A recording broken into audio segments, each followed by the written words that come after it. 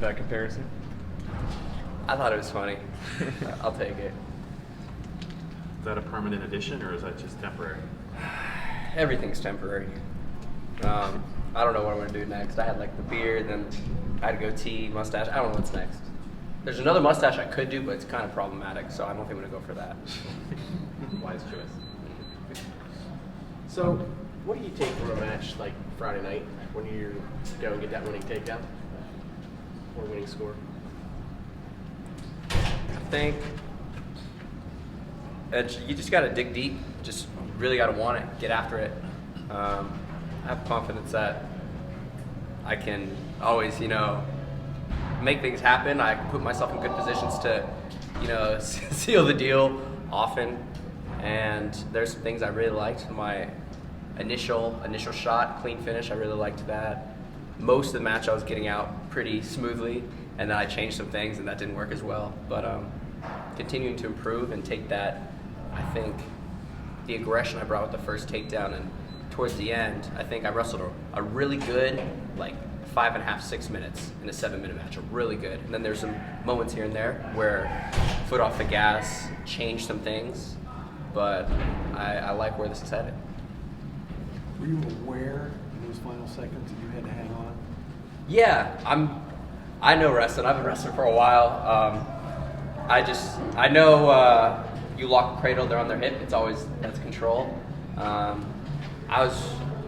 knew how much time was left, and I had a general gist. I was like, well, I got to get away right now. And then once I saw that he had a minute of riding time, I was like, well, now I can't just get away. Now I need a reversal. So reversed to a cradle, and then I was like, well, now I have a cradle. The only thing I regret is once I locked the cradle, I stayed there knowing that you can't get called for stalling in a pinning combination. So I was just holding it there, and then that allowed him to kind of wrestle up to his feet, and then time expired and I was down on a single leg. But I should have drove the cradle over and advanced the position. And then, who knows what could happen there, but I kind of just held with what I had short time instead of progressing it further. So I've learned from that.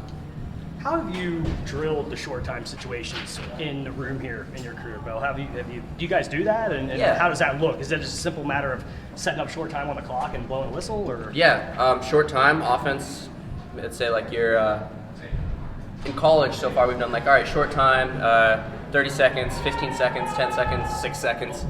You got to score. The other guy, or one guy's winning, one guy's losing. Growing up, we would do things where it's all right, you're down by 4 points, 3 points, 2 points, specific scenarios where it's you need to pin him in 15 seconds. And so you do that enough times, you start ending up in cradles often in matches. So I want to just bring that energy throughout it. I'd imagine the best way to set that up to be more like a real situation would be when you guys are kind of toward the end, maybe you're a little bit, not gassed, but you're close to the end of the tank. Is that the way to kind of set it up in practice? You go do the short time drill toward the end. It's not the first thing you do, maybe. Yeah, I think it can, depending on what you're looking for. I think if you're looking to improve technically, and you obviously have to do the reps, you have to get through your setups and getting to those positions. I don't know if that matters if you're fresh or tired, but I think the cardio component, I think a mix of all of them, getting good, clean reps, start a practice and just get to your game plan, execute. And then also, once you're tired, so that not only do you know what you're going to do, but you can do it when you're tired. So bringing them all together, the coaches do a really good job of giving us all kinds of different looks. And they map it out, we just follow along and get better. When you're close to a guy like Shane or even Brayden Davis, do you tell them anything specific for words of encouragement after a tough loss, or you kind of let them manage it themselves and then just be there to help them if they need it? I think it's extending an arm, extending a hand to them without being overbearing, knowing that I got complete confidence in everyone in this lineup. There's goals that people might say are crazy, but everyone on this team is really, really good. So at the end of the day, they're going to be in a position to make improvements. And I believe that, coaches believe in that. And Shane and I are wrestling tomorrow, wrestling a few times this week. So keep improving with each other. It's fun. Is Rutherford a guy you go with?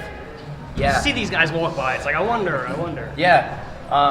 We've been working a lot with leg riding, clearing legs. You never know when you're going to have double legs in on your belly and have to get away or reverse them. And it works. So big props to Coach Zane, Coach Cunningham, Mr. Hayden Cunningham, all three of those guys for their leg riding expertise that really helped and showed this past weekend. One more? Are we good? All right, we're good. Thank you both. Thank you.